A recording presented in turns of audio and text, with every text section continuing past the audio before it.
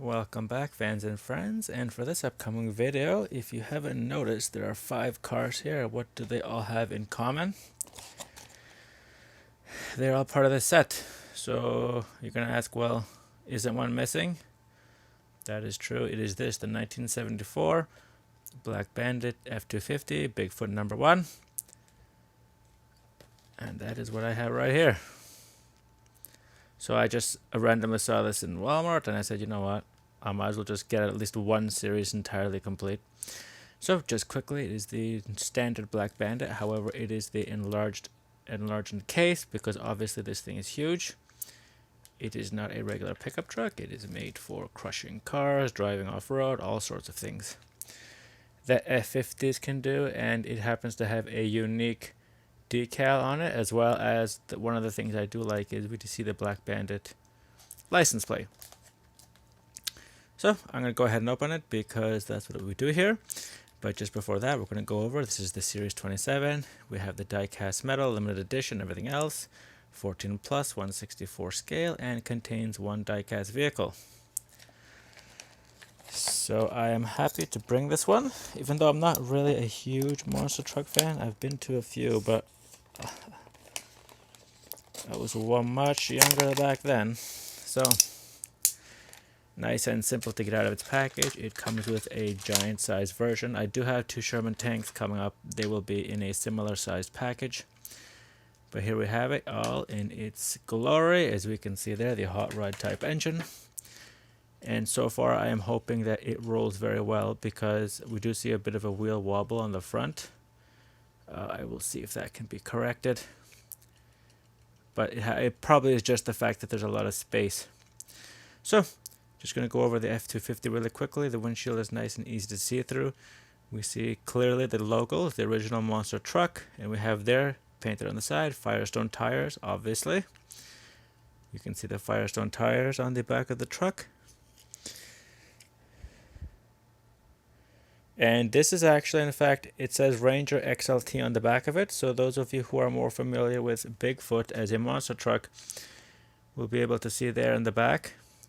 Just right here, Ranger XLT, just below the turn signal. Because this is advertised as a Ford 250, early 1970s. We can see there KC, everything else done really well on the front. Ford logo, nice and clearly easy to see. Bigfoot right in the middle of where the engine exhaust is. And so what do we have written on the top of the engine? It's the red and the other decals. There's 2 decals, but they are difficult to read because of the blurring of the red effect.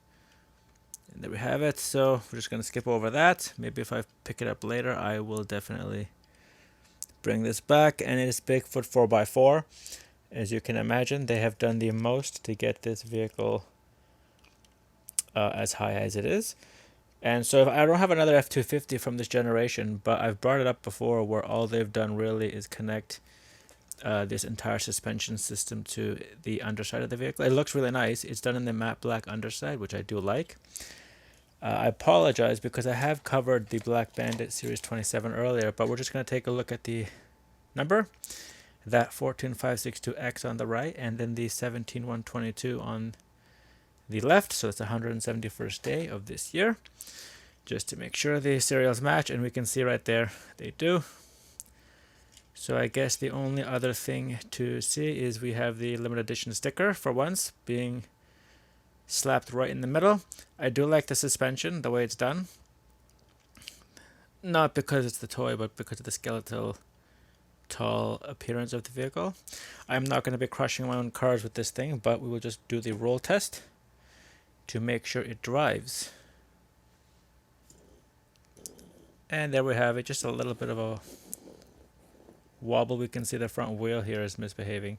So I'll just take a look at it later and see if, so the wheel, it's this, not the suspension, sorry, it's the axle. It's been a Greenlight issue, so because it's not wide enough, what happened, I just pushed it in and now it won't roll at all. So basically it's shipped that way.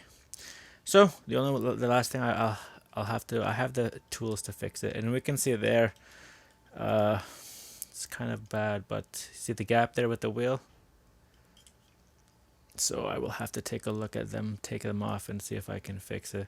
The axles will be easier to fix than the actual wheels. You can see how much. And then this one doesn't do it at all because I just pushed it in. So I think what's happened is, you see there's a gap there. It's going to fall right out if I push it anymore. Or I'll break it, and I definitely don't want to do that. So I will have to see if I can fix it. The only major issue with this vehicle, rear view mirrors on the sides, not really important. And what about the stuff in the back? It looks like 4 batteries and I guess the gasoline can, perhaps for driving it or for special effects. But just now we can see, because I pushed the wheel shut, they don't roll at all. So just be aware that this will probably, and you can see here how much wider the front wheels are now than the rear wheels. And that's simply because they were not constructed properly. This axle is too short. So it does look nice. It's going to require some repairs. The suspension for the suspension rack for the rear, going into the rear bed, that was not fixed. We can see that moves a little bit. But other than that, I do happen to like the appearance. If it's just going to sort of stand around and not be used for rolling, it's not terrible. Like I said, I'm not. And now we can hear the grinding because the wheels have been pushed shut. We get nice detail for the transfer case and the drive shaft.